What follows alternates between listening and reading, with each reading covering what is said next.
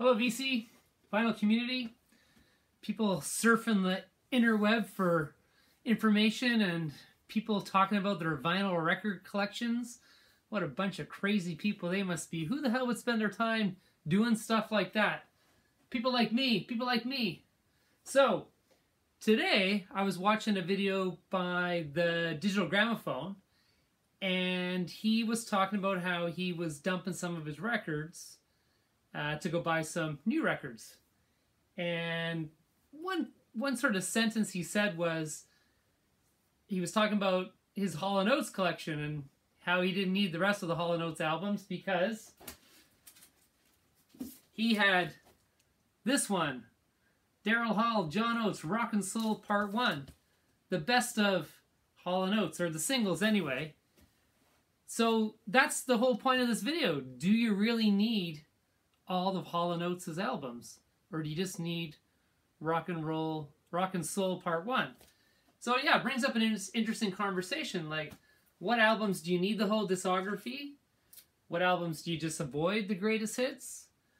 And what albums do you just, the greatest hits is all you need, right? And I'm going to be honest, I'm with you, Digital Gramophone. I only need this one for Hall & Oates. That's all I got. So, you know, there's some, I got some heavy hitters.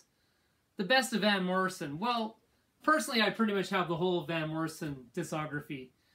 I have the best because if I just want to listen to, you know, some of his better songs, that's not even the right word because there's so many hidden gems on all of his albums. It's very unfair to say his best songs. Like, this I can say, I don't know how many other hidden gems there are on those Hall & Oates albums. So I'm good with this. But this is just background music, right? Let me hear a couple of hits. Maybe I'll go, oh yeah, I want to listen to the whole Moondance. I want to listen to the whole Astral Weeks. I want to listen to the whole St. Dominic's Preview. Whatever, doesn't matter. So, another heavy hitter. Neil Young's greatest hits. Yeah, it's great for every now and again. But could you really go without On the Beach? Could you? Couldn't. There's no way. Yeah, so there's no way. Again, this is good for just giving me some sing-alongs. Sing-alongs, that's what the hits are, the sing-alongs. But the deep cuts, you gotta have some more Neil Young. Now this one's gonna be a little controversial. Stevie Wonder. This is actually the only Stevie Wonder album that I own. This is the original Musicarium 1. And this had all the big hits on it.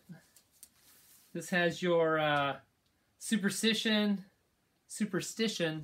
Living in the City, Send Me Your Love, You Are the Sunshine of My Life, Higher Ground, Sir Duke, Master Blaster, Boogie on Reggae Woman. Like, this has everything on it.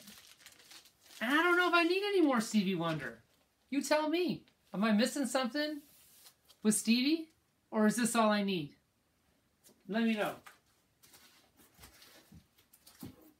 Townes Van Zandt. Greatest hits. The best of. Now, I do have other Townes albums.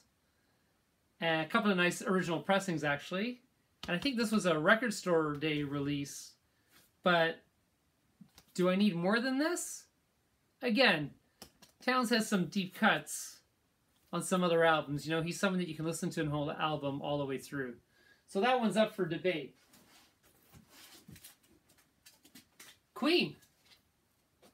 Greatest hits. I think one of the biggest selling greatest hits albums of all time, if I'm not mistaken. I mean, this has them all on it. Right? Bohemian Rhapsody, We Will Rock You, We Are the Champions, Under Pressure, Crazy Little Thing Called Love. I mean, this has every single hit song that you need. But do I need more Queen? Of course I do. I have the whole discography. Who doesn't have the whole Queen discography? Again, this is just good for a little sing-along. Right?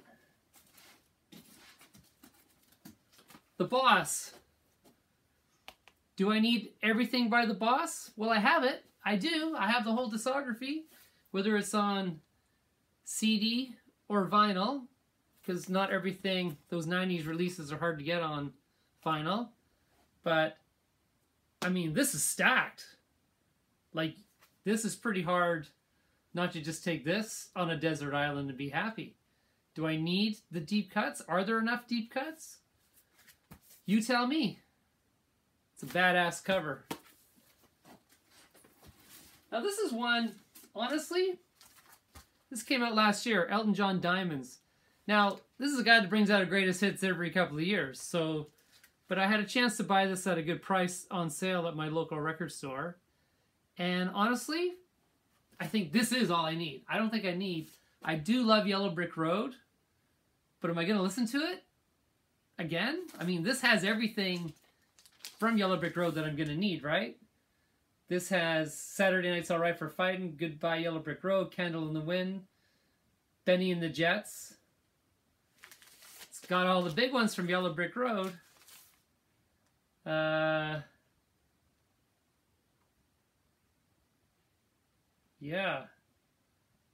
Your Song, Tiny Dancer, Rocket Man, Crocodile Rock, Daniel, Don't Go Breaking My Heart, Sorry Seems to Be the Hardest Word.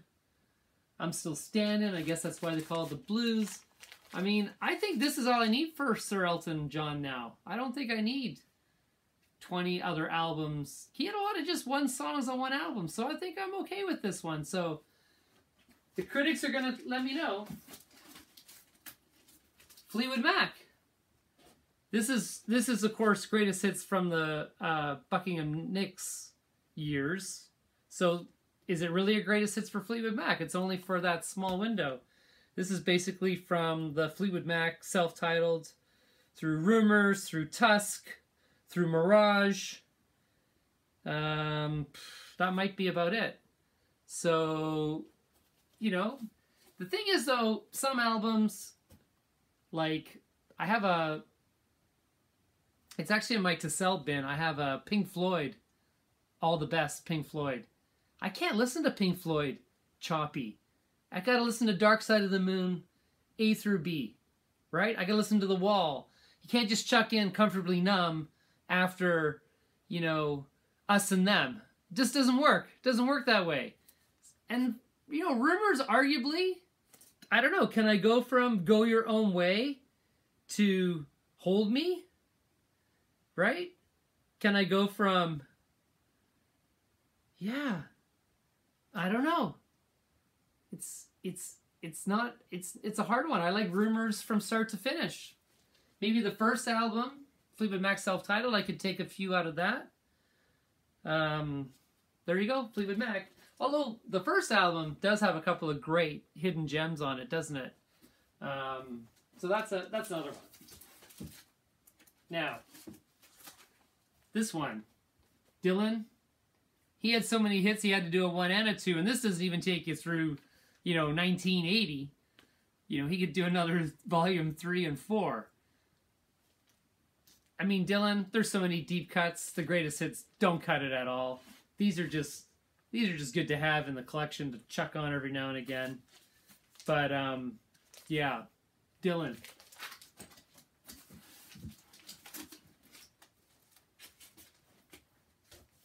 Leonard Cohen, greatest hits.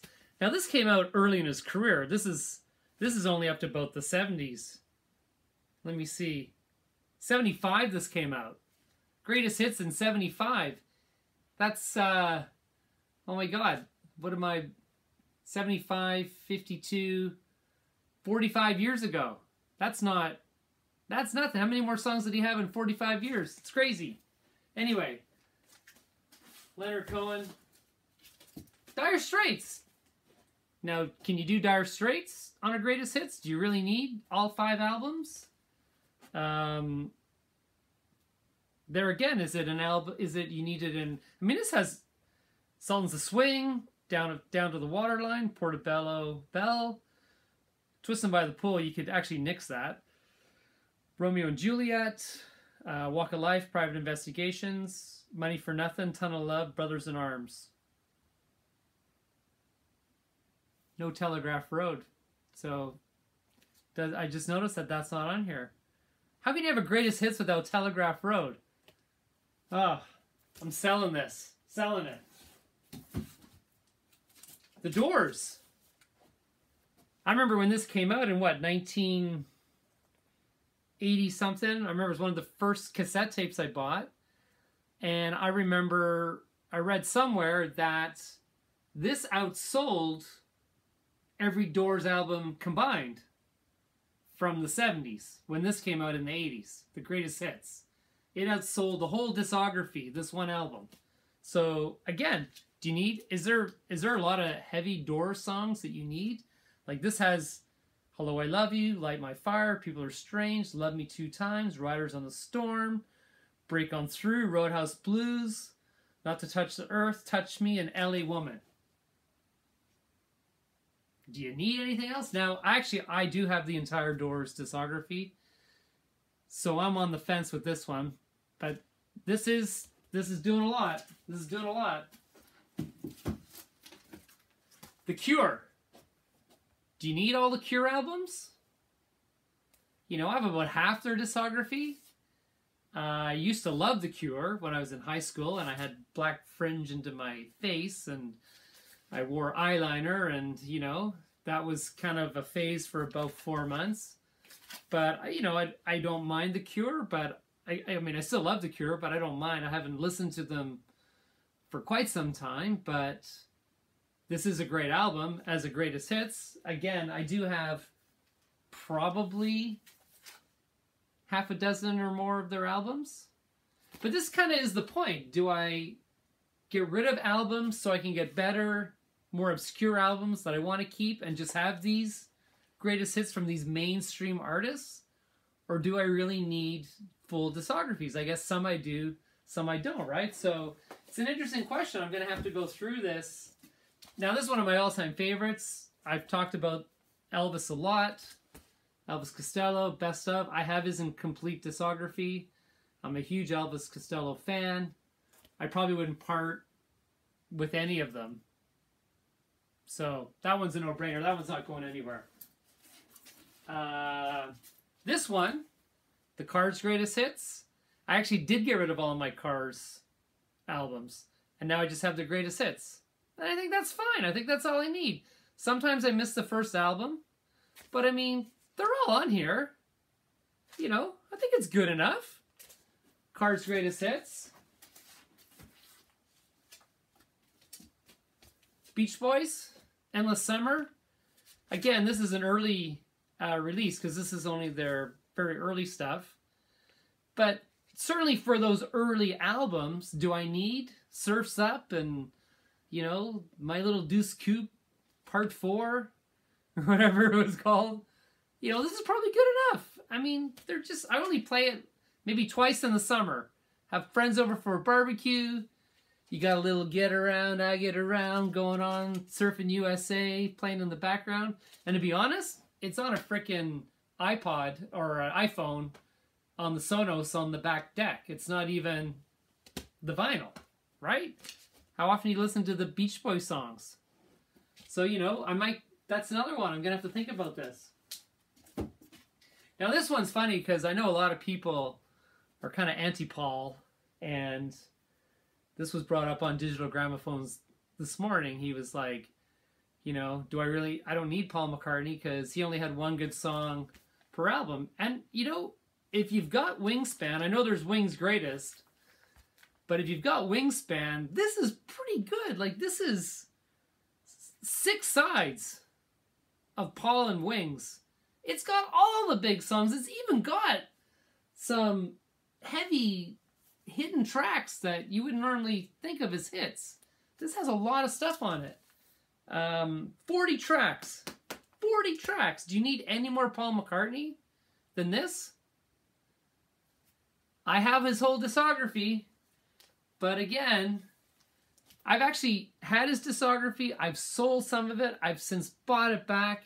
I don't know what it is about Paul, but anyway, Wingspan. So yeah, you know, guys, I could have pulled another 20 greatest hits. They are just something that I buy. I do like to play it on greatest hits. I got Petty. We didn't even go there. The other day I had the Elvis in my hands. Elvis Best of Elvis or whatever, that Elvis Golden Hits or whatever. I don't have any Elvis on vinyl. I used to, and then I sold them all. And I was thinking, do I need an Elvis record? And that's all I would need, right? I don't need all the Elvis records. Just one's good. Anyway, leave your comments below. Let me know what you think about best ofs. Do they replace discographies? Some you like, some you don't like. Let's get it going. Have a good day, guys. Cheers.